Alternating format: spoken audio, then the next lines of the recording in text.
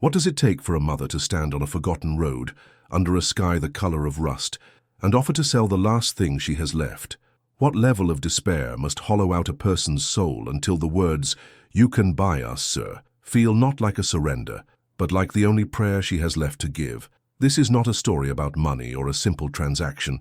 It is a story about the moment a human being is pushed to the absolute edge of existence, where dignity becomes a luxury that can no longer be afforded, and survival is a currency paid for in pieces of the self. It begins on a desolate stretch of road in the Oklahoma Panhandle in the year of our Lord 1934, a year when the very earth seemed to have turned against its people, and the American dream had dried up and blown away on the wind. The air itself was a predator. It was thick with a fine, choking dust that coated the tongue, stung the eyes, and settled like a funeral shroud on everything it touched. The sun was not a source of light but a smear of oppressive, hazy heat in an ochre-colored sky. Along the edge of this heat-shimmered road stood a figure that seemed less like a person and more like a ghost, conjured from the landscape's own suffering. Her name was Ilara. She was barely into her 20s, but her face was gaunt, her cheekbones sharp angles beneath skin stretched thin by hunger. Her dress, once perhaps a cheerful floral print, was now a tattered, colorless rag, but her posture was not one of a defeat. Her arms were wrapped with a fierce, unbreakable protection around the small bundle in her arms. Her infant son, Samuel, whose weak, mewling cries were almost stolen by the ceaseless, moaning wind. For what felt like an eternity, she stood there, a statue of famine and desperation, watching the shimmering horizon. Then, a shape began to resolve itself out of the heat and dust, a horse-drawn wagon. It moved slowly, wearily, as if the horse and the driver were both pulling the weight of the world's sorrow. At the reins sat a man named Silas. He was in his late 40s, his face a roadmap of hardship, etched with the deep lines of lost crops, lost seasons, and lost hope. He was a man made of the very dust that surrounded him, his skin scorched by the sun, his shoulders slumped from years of fighting a losing battle. As his wagon drew near, something in Ilara broke. The last thread of her pride snapped. She stumbled forward, her legs unsteady, her voice a dry, desperate rasp. It was... Then she spoke the words, the terrible, necessary words that would change everything. "You can buy us, sir." She did not look away. Her eyes, though clouded with exhaustion, locked onto his, with an intensity that was both a plea and a challenge. This was not a proposal. It was the final, desperate act of a mother who had watched her child waste away, who had felt the gnawing emptiness in her own stomach for so long that it had become a part of her. Silas pulled back on the reins, his old horse, snorting impatiently, its breath fogging for a moment in the dry air. He stared down at her, his troubled eyes, a startlingly clear and piercing blue in his sun-scorched face, taking in the sight of the woman and the child. In those eyes, a conflict raged that was as vast and as barren as the ravaged land around them. He saw her desperation, but he also saw the town's suspicion, the scarcity, the judgment that followed any act that deviated from the grim routine of survival. On this forgotten road, under a hostile sky, a choice was about to be made. It was a choice that would plant a seed in the heart of their dying community, a seed that could grow into either salvation or damnation. He looked from her hollowed-out face to the infant wrapped in rags, and then his gaze fell to the ground. He saw the earth, not as soil, but as a mosaic of deep, thirsty cracks. It was a portrait of brokenness, a land that had forgotten how to receive rain, how to nurture life. That dry, fractured earth became a mirror.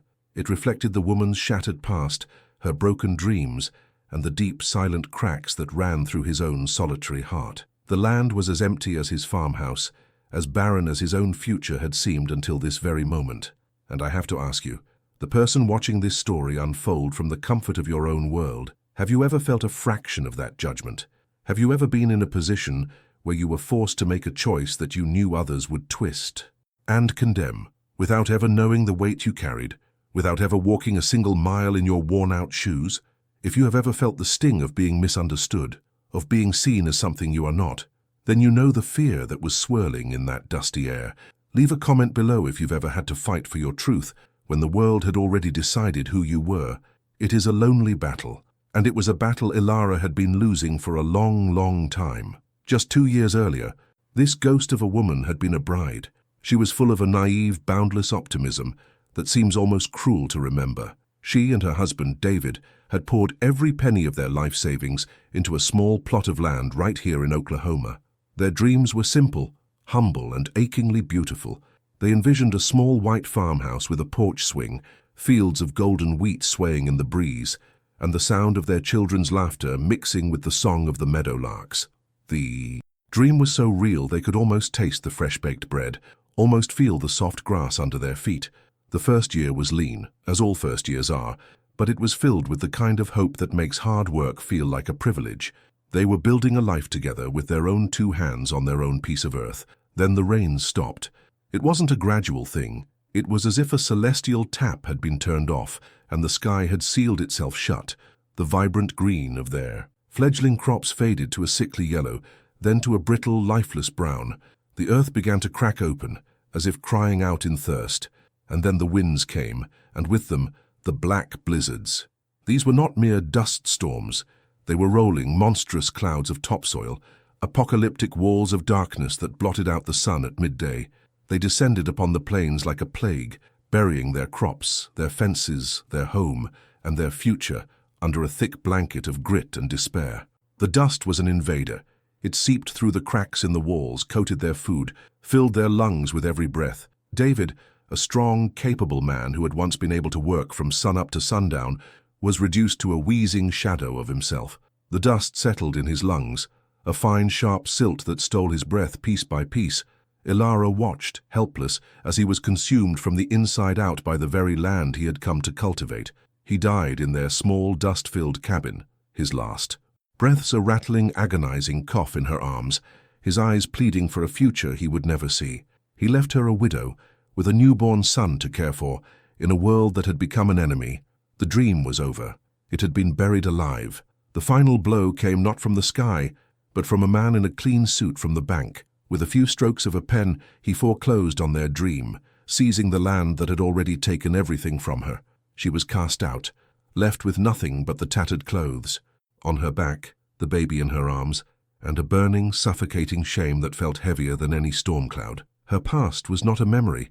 It was a ghost that walked beside her, a constant reminder of devastating loss, and it had forged within her a secret, desperate desire that went beyond mere survival. She just wanted to find one small patch of solid ground, a single square foot of earth that would not betray her, where her son could live the life that had been so brutally stolen from them both. Back on that desolate road, the silence stretched on, thick and heavy. Silas looked at her, and for the first time, he didn't just see a beggar. He saw the reflection of a pain he knew all too well, the quiet tragedy of a life unlived, a dream turned to dust. He was a man defined by the echoes in his empty farmhouse, a place that had once been filled with the vibrant laughter of his wife, Martha. He saw her face in the grain of the wooden table, heard her voice in the sigh of the wind through the eaves. They had shared a dream too, one of a family, of children who would one day work this land alongside him. But that dream had died with Martha, who passed away while giving birth to a stillborn son. Since that day, Silas had walled off his heart, finding a bitter solace only in the grueling, repetitive, mindless work of tilling barren soil. He was respected in the nearby town of Providence, but as a distant, solitary figure, a man who kept to himself, his grief a private, unspoken burden that he carried like a yoke. And now this woman on the road with her own child and her own story of loss was striking a resonant chord deep within him, the buried chord of the family he had lost and the fatherhood he had been denied forever. After a long, agonizing moment that felt like a lifetime, he finally made his choice. He cleared his throat, his voice rough from disuse. He would not buy them. The thought itself was a violation. Instead, he offered something far more valuable: shelter, food, in exchange for whatever work she could do around the farm. It was a simple act of mercy, an anchor thrown to a drowning woman. He reached down a calloused hand and helped her onto the wagon seat, his touch gentle as he made sure the baby was secure. As the wagon creaked forward, turning away from the road to nowhere and toward his isolated homestead, a fragile, unspoken pact was formed between two lonely souls. It was a covenant, born not of words, but of shared desperation and a flicker of humanity in a world that had seemingly forgotten the meaning of the word. But what Silas couldn't know, what neither of them could possibly foresee as they rode through the swirling dust, was that this single act of compassion was not a solution. It was a spark that was about to ignite a fire of fear, judgment, and cruelty in the heart of their starving town, a fire that would threaten to consume them all before the next rains ever had a chance to fall. The journey to Silas's farm was a silent one, punctuated only by the rhythmic creak of the wagon wheels and the low, mournful sigh of the wind. The landscape did not change. It was a relentless panorama of failure, of cracked earth and skeletal trees clawing at a sky that offered no relief. Ilara held Samuel close, his small body a warm, living weight against the cold dread that had settled in her heart. She watched the back of Silas's head, the way his shoulders were set in a permanent stoop, as if he were perpetually leaning into a gale-force wind. He was a man carved from the same hard, unforgiving material as the land itself, and she wondered if she had just traded one form of desolation for another. His farm appeared on the horizon not as an oasis, but as a fortification. It was a collection of stark, weathered buildings hunkered down against the earth, a testament to stubbornness rather than prosperity. The farmhouse was simple, its paint long since scoured away by dust and time, leaving the wood a silvery, bone-like grey. A windmill spun with a tired metallic groan, pumping unseen water from the depths. There was a profound and unnerving stillness to the place, the kind of silence that wasn't peaceful, but empty.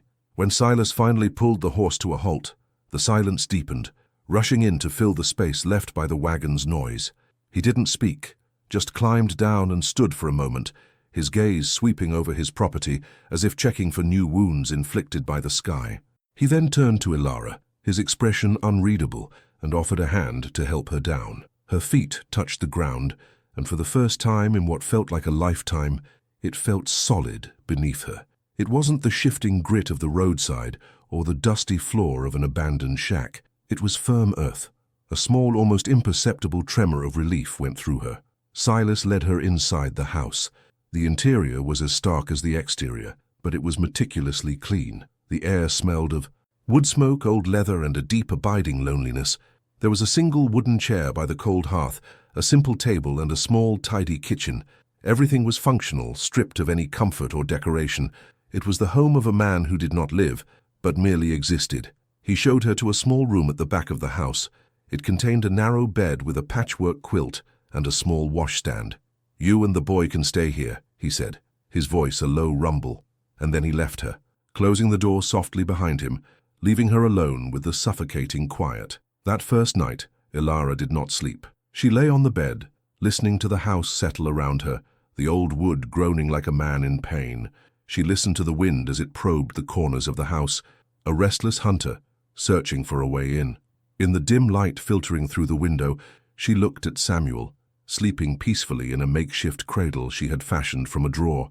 His tiny face was relaxed, free from the pinched, hungry look it had worn for weeks, and in that moment the safety of these four walls felt both like a miracle and a curse, because with safety came memory. The dust-filled storms of her mind began to rage again, and she was transported back to that other farmhouse, the one that was supposed to have a white porch swing.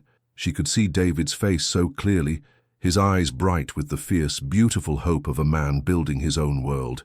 He had loved the feel of the earth in his hands. He used to say that planting a seed was an act of faith, a conversation with God and the future. They had poured their souls into that land, believing that their love and their labor would be enough to make it yield. Have you ever had a dream so vivid, so real that you could feel its texture, taste its sweetness on your tongue? A dream of a life that felt not just possible but destined. That is what Ilara and David had. They were not just building a farm. They were building a legacy, a story to pass down to their children. They would talk for hours, planning the future, their voices filled with the easy certainty of youth. They didn't see the parched earth. They saw fields of wheat dancing in the wind. They didn't hear the silence. They heard the laughter of children who did not yet exist. Their hope was a shield, and for a short time it seemed impenetrable. But you cannot fight a war against the sky. The shield of hope is no match for a world that has decided to die. Ilara remembered the day the sun disappeared at noon, swallowed by a rolling, boiling wall of black dust. The world outside their window ceased to exist, replaced by a suffocating, churning darkness. The sound was a physical thing, a high-pitched scream mixed with a low grinding roar, as if the earth itself was being torn apart. The dust was an entity with a malevolent will. It forced its way through every crack, under the door, through the window frames. It was a fine, gritty powder that coated everything, their food, their water, the very air they breathed. It was in David's cough, at first a small, dry thing, but then it grew, deepening into a wet, rattling sound that tore at his lungs. She watched him waste away, his strong frame shrinking, his boundless energy replaced by a weary, breathless struggle for every single breath. The dust was inside him, turning his lungs to stone. He died in that small room, the dream dying with him, his last word her name. A whispered, dusty sigh. The bankman who came later was just a formality. He was a vulture picking at a carcass that the storm had already killed. She felt nothing as he tacked the foreclosure notice to the door. The land had already taken everything. It had taken her husband, her future, her hope. The piece of paper was just an epitaph for a life that had been buried alive. In the morning, a new routine began to form. Ilara rose before the sun, determined to earn her keep. She moved through the quiet house like a ghost, cleaning, mending Silas's worn clothes, and preparing simple meals from his meager pantry of beans and dried corn. She found a small vegetable patch behind the house, miraculously shielded from the worst of the wind, and began to tend to it with a ferocity born of desperation. She was reclaiming a piece of herself, the part that knew how to nurture life from the dry earth. Silas watched her, his expression guarded. He rarely spoke, but she would feel his eyes on her as she worked. He was a man who had forgotten what the presence of another person felt like in his home. The small sounds she and Samuel made, the baby's occasional cry, the soft scrape of a spoon in a bowl, the hum of a lullaby, were intrusions into a silence he had cultivated for years. He was like a man living in a tomb who suddenly found the door creaked open, letting in a sliver of unwelcome light. His own past was etched into the very fabric of the house. One afternoon, while dusting, Ilara found a small framed photograph tucked away on a high shelf. It was of a woman with a wide, joyful smile and eyes that sparkled with life. Martha. There was no doubt. The house, in that moment, felt different. It was not that it had always been empty, but that it had been emptied. She could almost imagine the echo of that woman's laughter bouncing off the bare wooden walls. She saw the ghost of a life that had once filled these rooms, a life of shared meals and whispered conversations. She looked at the single chair by the hearth and understood. It wasn't that Silas had never owned another. It was that he had removed it. He had systematically erased the evidence of his own happiness, leaving behind only the functional shell of a life. His solitude was not a preference, it was a self-imposed penance. The farm was his monastery, and the endless, grueling work was his prayer to a God he no longer believed in. A week after her arrival, the pantry was nearly bare. Silas hitched the old horse to the wagon for the trip into the town of Providence. He hesitated before telling Ilara to come with him. It was a practical decision. He couldn't leave her and the baby alone. But as they rode, a tension grew between them. They were no longer two solitary figures on a forgotten road. They were about to become a spectacle. Providence was a town holding its breath, waiting for the final blow. The storefronts were dusty, and the faces of the people they passed were pinched with a mixture of hunger and suspicion. In a world of scarcity, a stranger was not a neighbor to be welcomed, but a mouth to be fed, a threat to what little remained. Their arrival at the general store caused a ripple of silence.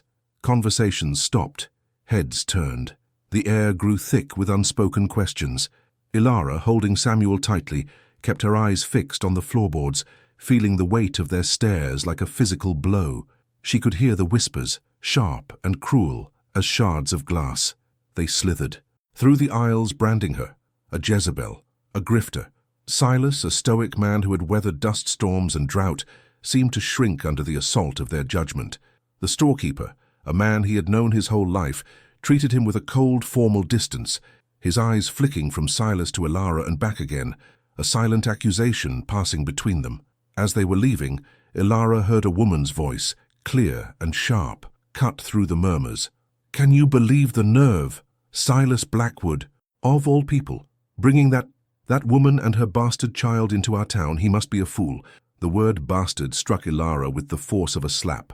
Her shame, A constant, dull ache flared into a hot, searing pain. She saw in their eyes that her story did not matter. The truth of her loss of David, of the dream buried under the dust, was irrelevant. They had already written their own story for her, a simpler, uglier one that fit their narrow, fearful world. This was the world ruled by Jedediah Blackwood, the town preacher. He was a man who saw sin in every shadow and temptation, in every unfamiliar face. His sermons were not about grace or forgiveness. They were about damnation and righteousness. He preached that the dust storms were God's punishment for a world that had lost its way, and his congregation, terrified and desperate for answers, clung to his every word. For them, God was not a figure of love, but a wrathful landlord, and the price of his favor was a rigid, merciless piety. In their eyes, Ilara was not a widow seeking refuge. She was a test, a serpent introduced into their starving Eden, and Silas was the fool who had let her in. His act of compassion was seen as a weakness, a crack in the moral foundation of their community, a personal invitation for God's wrath to fall even harder upon them. The cracked earth beneath their feet was a perfect mirror for the cracked and barren souls of the townspeople. Their compassion had dried up along with their wells. Their hearts had become as hard and unforgiving as the baked clay of their fields. The symbol of their world was not the cross that stood atop the church steeple, but the dust that shrouded everything, a constant choking reminder of their slow decay. The dust was in their lungs, in their food, and now it was in their hearts, clouding their judgment and burying their humanity under a thick layer of fear. They saw Ilara not as a person, but as a symptom of the sickness that was killing them all, and they reacted with the body's instinct to expel a foreign contagion. That evening, back at the farm, the silence in the house was heavier than ever before. It was no longer the silence of solitude, but the silence of shared shame. Silas sat at the table staring at his hands, the judgment of the town resting on his slumped shoulders. Ilara felt like a curse, a bringer of trouble to the one man who had shown her a sliver of kindness. The fragile sanctuary he had offered her had been violated. The world had found them. The whispers from the town had followed them home, and they now echoed in the quiet corners of the farmhouse, poisoning the air between them. She had thought the road was the most dangerous place she could be, a place of starvation and exposure. She was wrong. She now understood that a person could survive hunger, could survive the elements, could survive the loss of everything they held dear. But could they survive the quiet, relentless cruelty of other people? Could they endure being stripped of their own story, their own truth, and being forced to wear the ugly mask of other people's fears? The farm was no longer a refuge. It had become a cage, and the bars were forged from the glares and whispers of the good people of Providence. They had survived the first test, the test of the desolate road, but a new trial was just beginning. What was coming was not a storm of dust and wind, but a storm of hatred, and Ilara had to wonder, as she looked, out the window into the encroaching darkness, which one was more likely to destroy them completely. The quiet ride back from Providence was a journey through a new kind of wasteland. It was no longer just the land that was barren. The very air between Ilara and Silas had been stripped of its fragile neutrality. The whispers from the general store had hitched a ride on their wagon, invisible but suffocating passengers that now filled every corner of Silas's quiet farmhouse. The house was no longer a sanctuary. It had become a fishbowl, and the entire town was pressing its starved, judgmental face against the glass. Ilara moved through the rooms with a renewed sense of trespass. Every bite of food she ate felt stolen, every cup of water an accusation. She was a blight, a walking curse that had attached itself to this solitary, decent man, and she could feel his world shrinking around him because of her. Silas, for his part, retreated even deeper into his own silence. But it was a different silence now, laced with the bitter taste of public shame. He had lived his life as a man apart, shielded by his grief, but now he was a spectacle, the town fool. The simple act of mercy he had performed on that dusty road had been twisted into a sin, and the weight of that judgment was a heavier burden than any drought. The following Sunday, the source of that poison was given a voice. From the pulpit of the Providence Community Church, preacher Jedediah Blackwood stood before his flock, his body rigid with righteous certainty. He was a tall, gaunt man whose eyes burned with a cold fire, a man who had mistaken fear for faith. He did not need to speak Ilara's name. He was a master of the veiled threat, the righteous insinuation. He spoke of the serpent in the garden, of the strange woman whose feet lead to damnation. He thundered about the weakness of men who open their doors to temptation, inviting God's wrath not just upon their own house, but upon the entire community. His voice rose and fell, weaving a tapestry of fear and blame. The congregation, their faces upturned and etched with anxiety, drank in his words like thirsty men finding a spring. He was giving their suffering a face, their fear a target. It was easier to believe in a single sinner than in a merciless sky. When the sermon was over, the people of Providence filed out into the dusty sunlight. Their suspicion hardened into conviction. They were no longer just a town of starving farmers. They were a jury, and they had already delivered their verdict.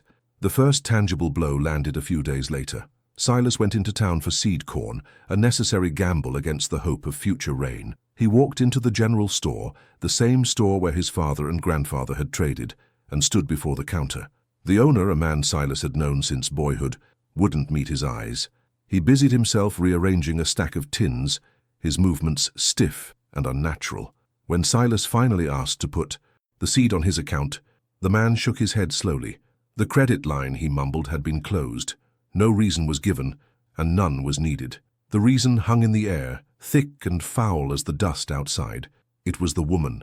It was the child. Silas stood there for a long moment, the humiliation a hot flush on the back of his neck. He turned without a word and walked out, his dignity in tatters. The economic engine of the community, which ran on the fuel of trust and shared history, had just seized up and cast him out. He was being starved out, not by the land, but by his own people. Back at the farm, Ilara watched him unload the empty wagon, and a piece of her own soul withered and died. The guilt was no longer a quiet whisper in her mind. It was a physical presence, a cold stone in the pit of her stomach. She began to make herself smaller, to take up less space. She ate less, spoke less, and moved through the house like a phantom, terrified that any sound she made would be another burden on the man who had saved her. She would watch him from the window as he worked, his shoulders impossibly broad but slumping more each day, and she would pray for a way to undo the damage she had caused. Have you ever felt that? Have you ever felt like your very existence was a hardship for someone you cared about, that your shadow was a stain they couldn't wash away? It is a unique and terrible kind of prison, to believe that your absence would be the greatest gift you could give. Ilara was trapped in that prison, and the walls were closing in with every hostile glare, every silent condemnation. The isolation tightened its grip. The farm was an island, and the sea of dust around them had become a sea of animosity. One afternoon, a neighboring farmer, a man with whom Silas had once shared labor and laughter during better times, rode up to the property line. Silas, seeing him, raised a hand in greeting, a flicker of old habit, of a time when a neighbor was an ally. But the man did not wave back. He sat on his horse, his face a hard mask, and stated flatly that one of his cows had wandered onto Silas's land.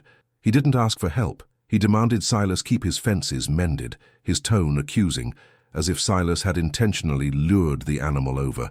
The unspoken message was clear. The line between their properties was now a border between enemy territories.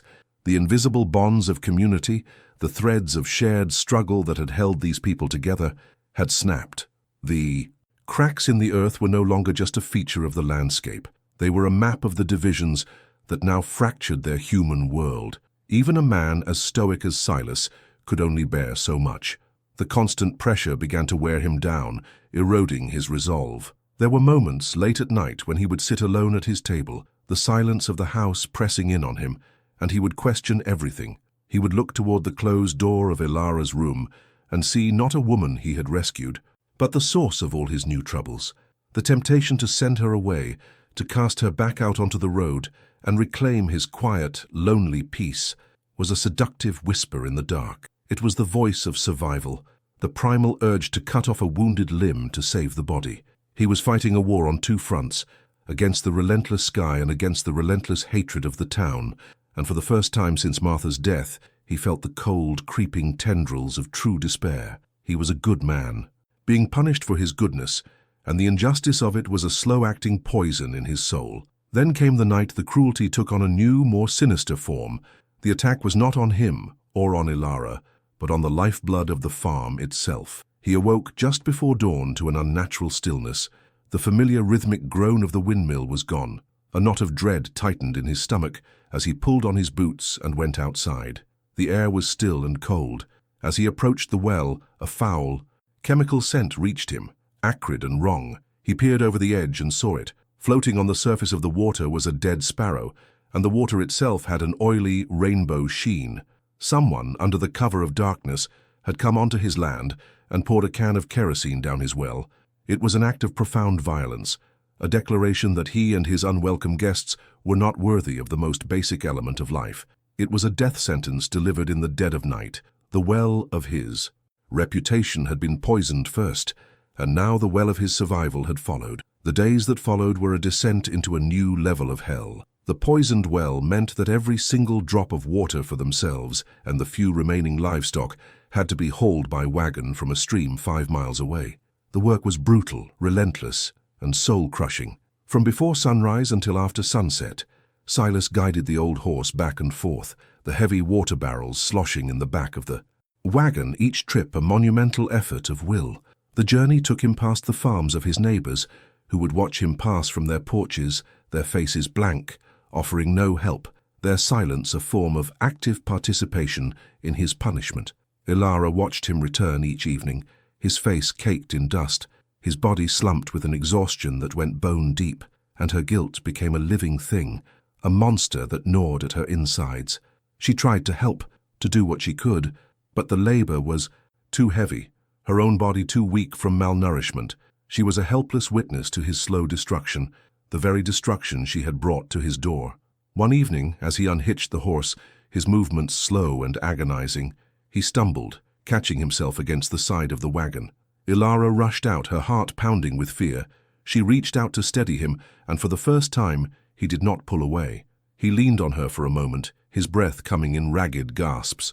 In that shared moment of desperation, under a sky the color of a fresh bruise, something shifted between them. The shame and the silence momentarily receded, replaced by a raw, unspoken understanding. They were two people clinging to the same piece of driftwood in a vast and hostile ocean. He looked at her, his clear blue eyes clouded with weariness, and he saw not the source of his trouble, but the only other soul in the world who understood the depth of his despair. He straightened up, his resolve hardening. "We'll manage," he said, his voice a hoarse whisper.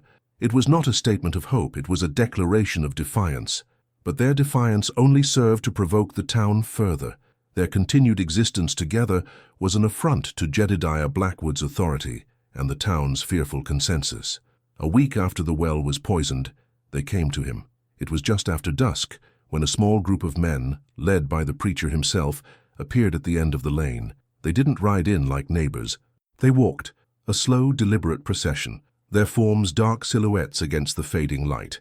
Silas met them at the fence, his posture rigid, his hands clenched into fists at his sides. Blackwood was the one who spoke, his voice calm and devoid of emotion, which made his words all the more chilling. He said they were there as concerned Christians, to offer Silas one final chance to save himself. Send the woman away, cast out the sin from his house. If he refused, Blackwood warned, they could not be responsible for what happened next. It was not a threat, he claimed, but a prophecy. God's judgment was coming, and it would be swift and terrible. That night, the fragile defiance that had flickered between Ilara and Silas was extinguished, smothered by the preacher's cold promise. As Silas sat staring into the cold hearth, Ilara slipped back into her room. She looked down at Samuel, sleeping in his drawer cradle, his small face a perfect portrait of innocence in a world that had already branded him a bastard. The preacher's words echoed in her mind. Cast out the sin. She was the sin. Her child was the sin. She had survived the loss of her husband, the loss of her home, and the horrors of starvation. But this, the slow, methodical destruction of a good man's life because of her, was a weight she could no longer bear. With trembling hands, she began to gather her few meager possessions into a small bundle. There was only one path left. She would take her son, and she would walk back out into the dust from which she came. She would disappear. It was the only act of mercy she had left to give. She waited until the house was deep in the grip of a moonless, silent night. Cradling a sleeping Samuel in one arm and holding her small bundle in the other, she eased her door open. The floorboards groaned under her weight, the sound as loud as a gunshot in the stillness. She froze, her heart hammering against her ribs, but there was no other sound. She crept through the main room, past the solitary chair where Silas sat out his lonely nights. The front door was her goal, the final barrier between this failed sanctuary and the vast, unforgiving emptiness of the plains. Her hand was on the latch, the cool, rough iron a finality against her skin. She took a deep breath, ready to step out into the darkness, ready to be swallowed by the world. But just as she pulled the door open, a new sound reached her, a sound that was not of the house or of the night. It was a low, mournful moan that seemed to come from the earth itself. The wind was picking up, but this was different. She looked toward the horizon, and in the far distance she saw it. A shadow, deeper than the night, was rising against the stars, a rolling, boiling wall of blackness. It was a storm, but it was unlike any she had ever seen. It was the apocalypse, coming for them all. The world outside the farmhouse door was no longer a refuge from her past. It had become an accomplice to her. Despair. Elara stood on the threshold, Samuel a warm, innocent weight in her arms, her own small bundle of belongings, a testament to a life that could be carried in one hand. The plan was simple, born of a desperate, sacrificial love. She would walk into the night and let the dust reclaim her, erasing the stain of her existence from Silas's life. It was, she believed, the only decent thing she had left to do. But as her hand touched the cold iron latch, the night answered not with silence, but with a sound that vibrated up through the soles of her worn shoes. It was a low, guttural moan, a vibration that seemed to emanate from the very core of the earth. The wind, a constant companion in this land, began to shift, its mournful sigh deepening into an ominous guttural roar. She looked to the western horizon, where the stars should have been, and saw nothing but an absolute and encroaching void. A wall of blackness, deeper than any night, was rising from the ground to the heavens, living mountain of churning earth that was silently, swiftly swallowing the world. Her escape was a fantasy. There was nowhere left to run. The same sound that had frozen Elara at the door brought Silas from his chair. He appeared behind her, his form a tall shadow in the dim lamplight, his face etched with a familiar, weather-beaten vigilance. He looked past her, out into the terrifying night, and a lifetime of reading the sky, of understanding the moods of the wind and the color of the dust, coalesced into a single stark realization. His body went rigid. This was not another blizzard, not another dust storm to be endured behind shuttered windows. He had heard the old-timers speak of such a thing in hushed, fearful tones, stories from their grandfathers. A black roller, a storm of such magnitude and ferocity that it did not just pass over the land, but scoured it clean. A storm with winds that could splinter a house as easily as a matchstick, and a pressure that could burst a man's lungs. It was a legend, it was a myth, and it was coming for them. The personal war they had been fighting with the town, the quiet battle of shame and survival within the walls of this house, was rendered instantly, terrifyingly insignificant. They were no longer a pariah and his burden. They were two human beings standing at the edge of the abyss.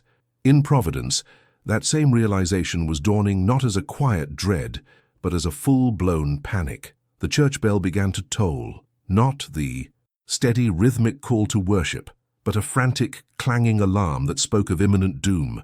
People spilled from their homes, their faces pale and terrified in the flickering lamplight, pointing at the monstrous shadow consuming the western sky. Amidst the chaos, a dusty automobile, a rare sight in these parts, rattled down the main street and screeched to a halt. A man emerged, his face grim, his voice cutting through the rising hysteria. It was Elias Vance, the town's former doctor, a man of science and reason, who had left years ago after a bitter falling out with Preacher Blackwood over what he called superstitious nonsense. He had been tracking the storm, and he brought with him a terrifying clarity. He shouted warnings, not of God's wrath, but of atmospheric pressure and wind shear, of the simple, brutal physics of annihilation. Their wooden homes, he yelled, would become their coffins. They needed to find shelter below ground, deep underground, or they would be wiped from the face of the earth. His words only fueled the panic. There was no such shelter in Providence. The town's storm cellars were shallow, meant for tornadoes, not for a moving apocalypse of earth and wind. As the people scurried in pointless circles, their fear turning them into a panicked herd, Silas made his way back inside his house. He was not looking at the storm anymore. He was looking inward, into the history of his own land, his own bloodline. He walked to a heavy, bolted trapdoor in the corner of the main room, a door Ilara had always assumed led to a simple root cellar. He pulled back the bolts, the sound of the metal loud against the rising scream of the wind, and lifted the heavy wooden door. A gust of cool, earthy air rose to meet them. This was not just a cellar. It was his grandfather's legacy, a vault carved not from the dirt, but blasted from the solid bedrock that lay deep beneath the farm. It had thick stone walls, a reinforced ceiling, and an air shaft that was shielded from the elements. It was a fortress built by a man who had seen the worst the plains could offer and had decided to defy it. It was the one place, perhaps in the entire county, that could survive what was coming. In that moment, Silas was faced with a choice that would define the very essence of his soul. He had the key. He held the only means of survival. He could close that door, securing himself, Ilara, and Samuel inside, and listen to the storm rage above, knowing that when it passed, the world that had scorned him, the people who had poisoned his well and his name, would be gone. The temptation was a dark, seductive poison in his veins.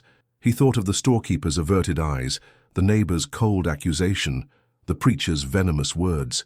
He could let the storm be his vengeance. He could let the sky pass the judgment that the town had so eagerly passed on him.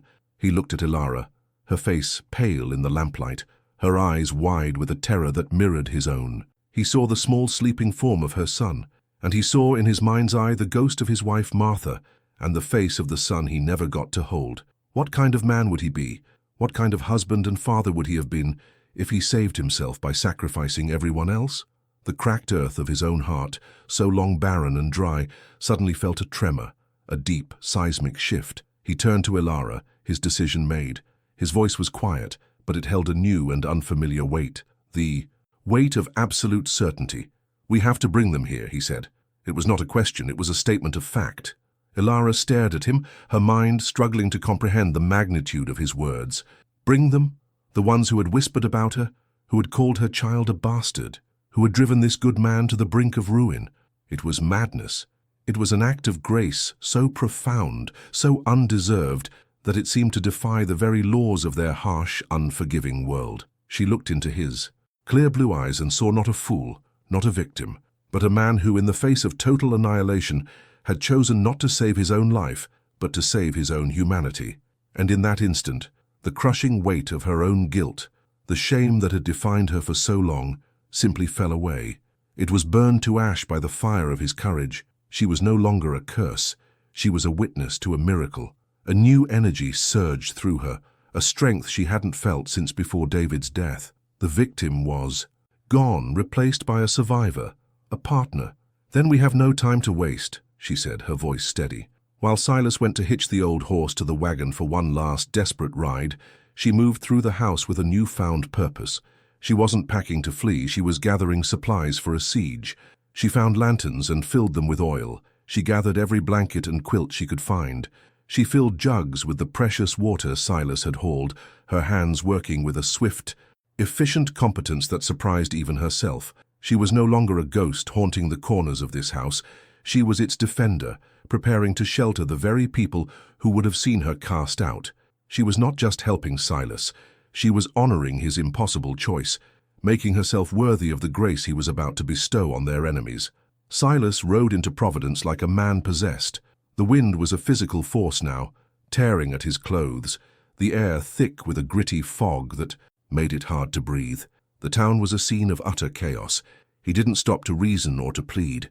He pulled the wagon into the center of the square and stood up, his voice a raw shout that carried over the howl of the wind and the tolling of the bell. "The storm will level this town. Your houses won't stand. My cellar is stone deep in the bedrock. You can live if you come now." He pointed back the way he came, a lone prophet offering salvation. Preacher Blackwood, trying to rally his flock for a prayer service, denounced him. "Do not listen to this sinner. Put your faith in the Lord, not in the house of a fool." But the people, looking from the preacher's frantic eyes to the terrifying solid black wall that was now visibly rolling toward them, felt their faith waver. The Lord felt very far away, and Silas's cellar was very, very near. And I have to ask you, watching this from the safety of your world, what would you do if it were you, standing in that swirling dust, your life and the lives of those you love on the line? Would you have the courage to face everyone? not with anger but with an open door. Could you forgive in the face of your own annihilation? As the first few families, then a dozen more, made the desperate choice to trust the man they had condemned, a grim exodus began. It was a procession of ghosts, a slow, stumbling march of shame and terror as the people of Providence abandoned their homes and followed Silas's wagon through the thickening gloom. They were not neighbors coming to a gathering. They were a defeated army seeking refuge in the fortress of their enemy, their faces streaked with dust and tears, their pride shattered. By the time they reached the farm, the world had shrunk to a circle of pale, terrified faces in the gloom. The roar of the approaching storm was deafening, a constant grinding thunder that shook the ground. The sky was gone, replaced by a churning, suffocating darkness. Ilara stood at the cellar door, a lantern, held high, her face a calm beacon in the maelstrom. She guided them in one by one, her touch gentle on a child's shoulder, her voice calm as she urged them down the stone steps into the earth. They filed past her, their eyes refusing to meet hers, their shame a palpable thing in the air. The last one to enter was Preacher Blackwood, his face a mask of cold fury and barely concealed terror. He looked at her, and in his eyes she saw no gratitude, only the bitter resentment of a king forced to take shelter in a peasant's hut. As the last person descended, Silas grabbed the heavy stone-lined door. He and Ilara pushed it shut against the screaming wind, the heavy bolts sliding home with a sound of grim finality. They were sealed in. She looked from the terrified faces huddled in the lamplight to the unyielding stone that separated them from the end of the world. What was coming was not just a storm, but a judgment. And this cellar was not just a shelter, but a crucible, the longest. Night of her life had just begun. The sound of the heavy bolts sliding into place was a thunderclap of finality, a sound that sealed the living in a tomb of their own making. Outside, the world began to die. The first assault was not of wind, but of an absolute crushing silence as the leading edge of the storm passed over, a terrifying vacuum that sucked the breath from the air. Then came the sound. It was not the howl of a simple wind. It was the grinding, shearing roar of a planet being, unmade. It was the sound of 1,000 freight trains derailing at once, a scream that came not through the air, but up through the stone floor, vibrating in their bones, their teeth, their very souls. The ground beneath them did not just tremble, it bucked and shuddered like a dying animal. The air in the cellar grew thick, heavy with the pressure of the atmosphere collapsing above them, making each breath a conscious, labored effort. They were a huddled mass of humanity, stripped of all pretense. In the flickering, unsteady glow of 2 lanterns, faces were pale, luminous masks of terror. The storekeeper who had denied Silas credit was crammed beside a sharecropper whose children were shoeless. The woman who had whispered the word "bastard" now clutched her own son, her knuckles white, her lips moving in a silent, frantic prayer. The dust, the great divider, had been rendered meaningless. Here, deep in the belly of the earth, there were no righteous, no sinners. There were only the terrified breathing the same stale, recycled air of fear. Ilara held Samuel so tightly, he stirred in his sleep, his small, warm body an anchor in a world that had come unmoored. She watched the faces around her, and for the first time since she had arrived in Providence, she felt no shame, only a strange, profound pity. They were all just children, cowering in the dark. The terror, however, was a wild animal, and it needed a cage or a victim. A deep, groaning crack echoed from the ceiling. Above them, as a massive timber in the farmhouse floor finally surrendered to the impossible weight of the wind, a shower of fine dust and splinters rained down, and a collective gasp went through the cellar. A child began to wail, a high, piercing sound of pure panic that sliced through the roar. That was the opening Jedediah Blackwood had been waiting for. His own terror, so profound it bordered on madness, needed an outlet, a direction. He needed to reclaim the narrative, to twist this act of nature back into an act of his wrathful God. He scrambled to his feet, his gaunt frame casting a long, dancing shadow on the stone wall. His eyes, wide and fever-bright, scanned the crowd, finally landing, like a vulture spotting carrion, on Ilara. He raised a long, trembling finger, and his voice, honed by years of pulpit thundering, somehow managed to cut through the din. "Do you see?" he shrieked, his voice cracking with a terrifying ecstasy. "It is the judgment of the Almighty. He is tearing down the house of the sinner. He is purging the wicked from this land. The crowd, desperate for an explanation, for any reason at all that was not simply blind, chaotic annihilation, turned their wide, suggestible eyes toward him. He had their attention.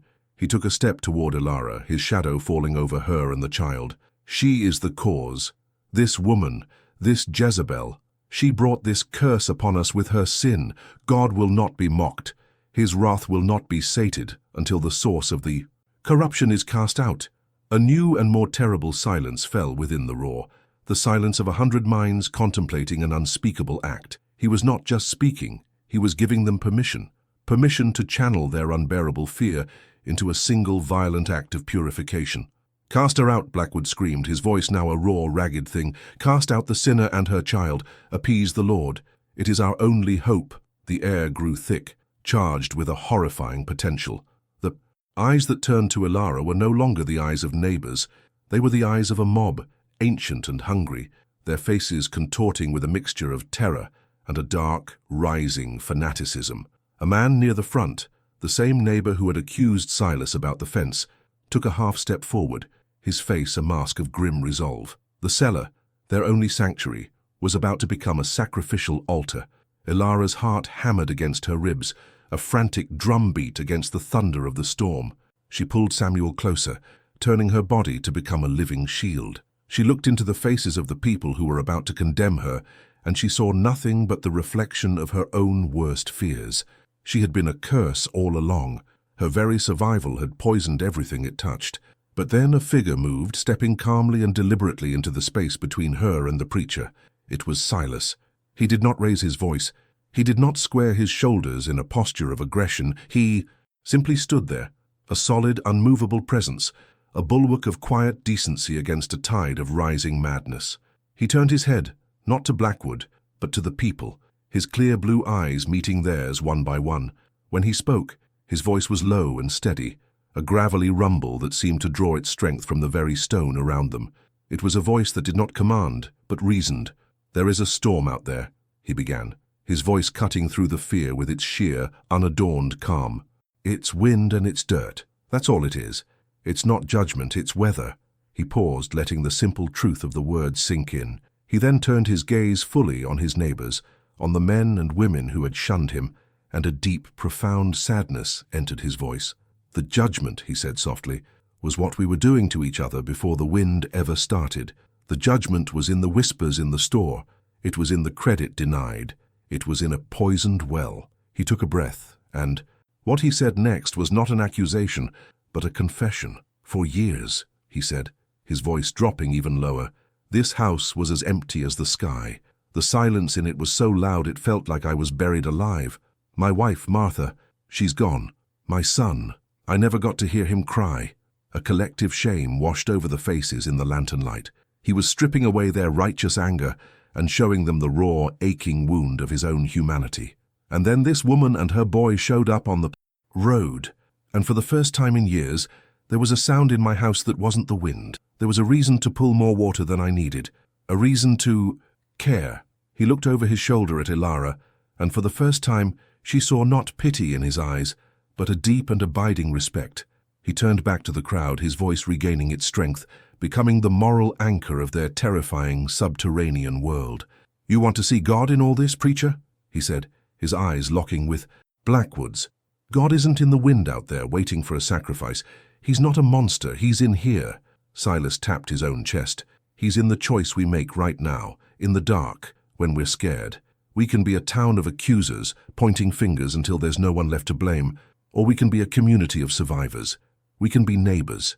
He let his gaze sweep over every single person, his words landing with the weight of stone.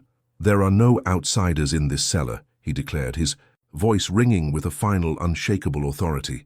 "There are no sinners and no saints. There are only us. We live through this night together, or we die in here alone." The spell was broken.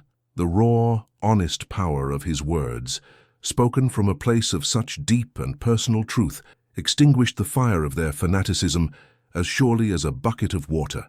The madness drained from their faces, replaced by a wave of profound, soul-deep shame. The man who had stepped forward now looked at the floor.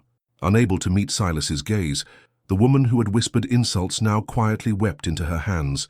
They looked at Ilara, truly looked at her for the first time, and they saw not a Jezebel, not a curse, but a terrified young mother, trying to protect her child just as they were. Jedediah Blackwood stood alone, his pointing finger having dropped to his side, his authority dissolved into nothing. He was no longer a prophet. He was just a scared, cruel old man in a dusty cellar, his power revealed, to be as hollow as a dried gourd. The storm raged on for what felt like an eternity, but inside the cellar the emotional tempest had passed. The change was not spoken, but it was felt in 1,000 small gestures. Someone passed Ilara a canteen of water, their hand brushing hers in a silent apology. Another woman offered a piece of her own shawl to better cover a sleeping Samuel. They were no longer a mob. They were a congregation of the humbled, their shared survival, forging a new and fragile covenant in the dark. They huddled together, not as factions, but as a single breathing entity, listening to the world above them being torn to pieces, bound by the knowledge that they had faced the worst of the storm and the worst of themselves, and had, by the slimmest of margins, chosen to endure. When the silence finally came, it was more profound and more absolute than any sound that had preceded it. It was the silence of a world erased. For a long time, no one moved. Then, slowly, Silas unbolted the heavy door. With the help of 2 other men, he pushed it open. A single brilliant shaft of morning light pierced the gloom, so bright it was painful. It illuminated a swirling universe of dust motes, a galaxy of their shared ordeal. One by one, they climbed the steps and emerged from the earth like newborns, blinking into a world they no longer recognized. The devastation was absolute. The farmhouse was gone, splintered into 1,000 pieces. The barn was a heap of rubble. The town of Providence, visible in the distance, was not a town anymore, but a collection of wounds on the landscape, a few skeletal structures standing against a horizon that had been wiped clean. But the sky was a shade of blue, so deep and pure, it was breathtaking. The air, for the first time in years, was clean, washed by the fury of the storm. It was the silence of a new beginning, the quiet of a slate wiped clean. And as the people of Providence stood amidst the ruins of their lives, they did not weep or curse. They simply stood together, looking at the devastation, and then at each other. The old hierarchies were gone, buried under a foot of new soil. The preacher stood apart, ignored, a relic of a world that no longer existed. It was Elias Vance, the doctor, who began to organize, his voice calm and practical, talking of finding water and tending to the injured. And it was Ilara who, without a word, uncovered the jugs of water she had saved and began to distribute them. Her small act of foresight, a quiet testament to her strength. In the days that followed, they began to rebuild. But they were not rebuilding the town of Providence. They were building a community. They salvaged what they could, sharing everything, their labor, their food, their stories. The currency of suspicion had been replaced by the currency of shared survival. The lines that had been drawn between farms, between families, had been erased by the wind. The cracked earth remained, but the cracks in their hearts had begun to mend. The well that had been poisoned was cleaned, not just by Silas, but by the hands of the very neighbors who had stood by and watched him suffer. It was a baptism, a cleansing of the hatred that had seeped into their groundwater. The final image of this story is not of a grand reconstruction, but of a quiet, simple moment some weeks later. Silas, with the help of his new neighbors, had raised the frame of a new, smaller farmhouse on the old foundation. He and Ilara stood on the unfinished porch, watching the sun set, its light a soft, promising gold on the horizon. Samuel, now a little stronger, sat on the wooden planks, playing with a smooth stone. They didn't speak of the future, not yet. There were no grand declarations, but there was a new kind of silence between them, a silence that was not empty, but full. It was full of shared trauma, of mutual respect, and of a fragile, unspoken hope. They were no longer a farmer and a refugee. They were a family, forged not by blood but by a covenant of compassion made in the heart of a storm. They were survivors, standing on a small patch of solid ground, their faces turned toward the light. How many times in our own lives are we put into a cage, not of stone and iron, but of judgment, a cage built from the whispers of others, the assumptions, the stories they write for us, without ever knowing the weight of our own. We are all, at some point, defined by a single moment, a single mistake, a single hardship that others use to summarize our entire existence. But this story is a reminder that the world can turn on a dime. The storm that comes to destroy us can sometimes be the very thing that sets us free. It can tear down the prisons of old hatreds and wash the air clean, revealing who we truly are when everything else has been stripped away. It shows us that our deepest humanity is not found in the righteousness of our judgment, but in the radical, undeserved grace we choose to offer when the world is at its darkest. The true turning point is not the storm, it is the choice to open the door, to speak the truth, to see the person instead of the sinner. It is the moment we realize that living together is the only real way to survive being alone. If this story spoke to the truth of your own journey, if you have ever felt the sting of judgment and prayed for the storm that would finally clear the air, let us know in the comments. Write the words, "I too have lived a turning point," because every story of survival is a testament to the fact that, even in the deepest dust, something new has the power to grow.